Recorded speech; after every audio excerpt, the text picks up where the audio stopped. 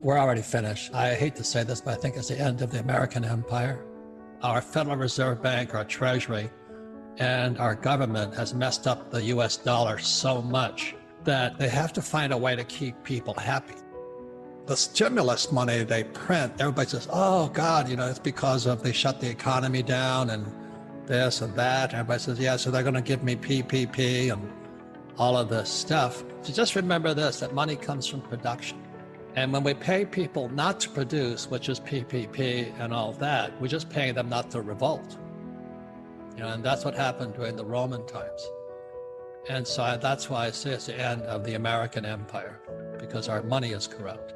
Now, would I take the money? Absolutely.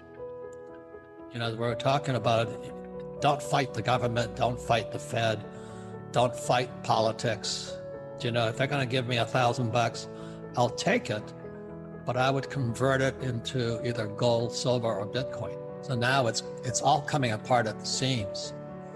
So gold, silver, Bitcoin, they're not the answer, but they're kind of an insurance policy against the incompetence of our leaders. The more the government pay, and this is globally, it's not just the US or it's not a racial thing. They're just paying everybody not to work today because the monetary system is coming apart. But you've got to be smarter than the government, which is not that hard to do. And it's just coming apart right now. And when the Fed talks about stimulus checks, well, the only people that get rich are Bezos and Zuckerberg. They get all that money for free. It goes into them via BlackRock, a hedge fund, and it goes straight into Wall Street. And then the guys who own Facebook and Amazon get richer. It's always been socialism, but they don't tell you that. The Federal Reserve Bank is a socialist or a communist organization, but they'll never tell you that. The more I studied, the more I felt I needed a shower. They were just lying to us. When the market crashed in 2020, March of 2020, only 16% of the teachers, firefighters, and police officers' pension was funded, 16%. So they had $16 for every 100 they owed. Now it's down to 6. They're broke. So they're covering all of this up. So they want to bring UBI in so they can just mass produce money. And then so they're going to pay people not to work so they can escape. There's a thing called the debt to GDP ratio.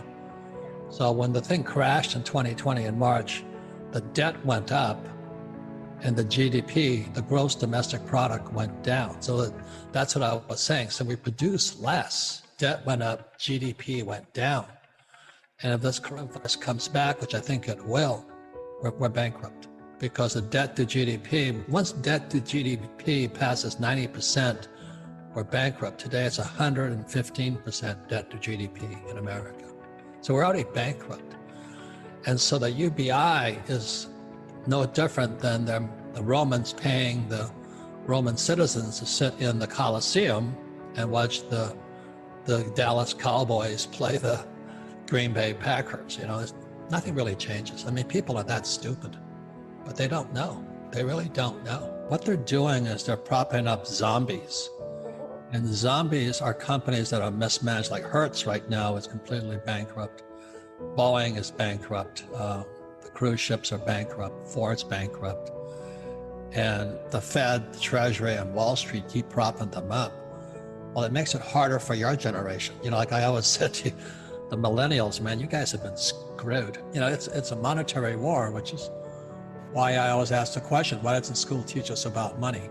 That's not an accident. So that's why, I say to your generation, with that iPhone, become an entrepreneur. So you don't need the job security, nothing wrong with it, but you don't want to need it. And you don't need the UBI, you don't need the paycheck. If you can get off of needing that paycheck, you're free. If you can make your own money. You want to be anti-fragile. The harder it's on you, the stronger you want to get. And as you know, there's a lot of snowflakes out there, and a lot of cream puffs, and a lot of wimps. And it's their right to be a wimp, but they're still wimps. I was watching CNBC. That's another communist organization. But they had this guy named Jim Grant get on there, and he was explaining exactly what I'm saying to you guys. We can't just keep printing this money. And so CNBC asked him, I says, so what should you do? He says, buy gold and buy silver. He says, they're going to destroy the dollar. And the guy, Joe Kernan of CNBC, says, that's such an old idea. You know, gold and silver have been here since God created this earth.